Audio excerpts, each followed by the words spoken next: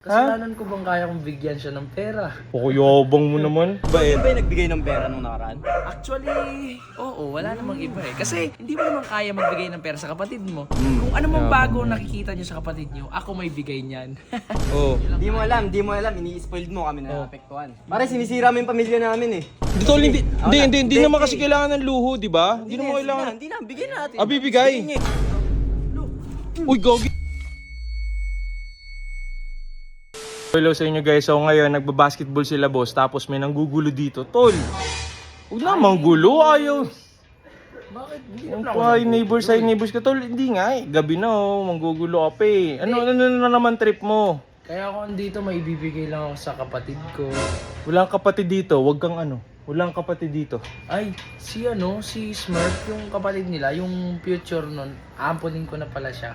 Ampunin. Siya na yung Tol, hindi mo rin naman magagawa yung gawa na nandito yung mga kapatid niya. Huwag mo na ipilit, huwag ka na manggulo. Sila nag-basketball lang yun. Pag yun bumalik dito, naabutan ka. Oh, tangin na. Sige, Ayaw magkakagulo nga tayo dito. Oh. Ayaw nga niya sa kapatid na niya, sabi sa akin, nagka-chat ko. Siyempre, ako gusto ko sa akin ni Smurf kasi nabibigay ko yung gusto niya. Ano ba yan? Ayan, Ano yun, bibigyan ko AirPods? siya ng AirPods. Kukumpletuhin ko lang yung mga binigay ko sa kanya. Ano bang, ay, putong ina. Tol, yung pera, ba't mo naman bibigyan ng pera? Bata pa yun, di naman marunong mag-handle yun. Mamaya maligaw yun eh. Kaya mo bang turuan? Ha? Kasalanan ko bang kaya kong bigyan siya ng pera? Pakuyabang mo naman. Pakuyabang mo. Ang kapal ng ining. Kasi yung mga kapatid niya tol, hindi siya kayang bigyan nun. Tol, si boss may sports car, tapos tingin mo, di niya kayang bigyan ng perang ganon. O yun nga, Oh. maluho nga lang yung kapatid niya, pero hindi niya kayang Uy, Bert, bigyan yung ito naman mga to. kapatid niya. Kasi, ako, meron naman ako Oh. yan. Cool kasi na ito eh, oh. Kumpletuhin ko lang yung, Ano, bigay daw niya. Kulang sa kapatid mo, bigyan ko sana siya ng AirPods kasi Para saan? sa saan? cellphone niya. Kasi hindi mo naman Cellphone kaya niya. bigyan yung kapatid mo. Anong yabang talaga nito? Alam ko naman na hindi wala pa kayo kayang ibigay sa kapatid niya. So, habang nagpapayaman pa kayo, ako na muna. Bait din. Mabait din. Mabait din si Riddick, mabait. Bakit ba yung nagbigay ng pera nung nakaraan? Actually, oo, wala namang iba. Kasi hindi mo naman kaya magbigay ng pera sa kapatid mo. Hindi din kaya magbigay ng kuya mo doon. Napakayabang. So, walang iba. Ako Napakayabang. talaga bibigay. Kung ano mang bago nakikita niyo sa kapatid niyo, ako may bigay niyan. Okay. Ayan, Bert? bigay mo din. Bigay ko to eh.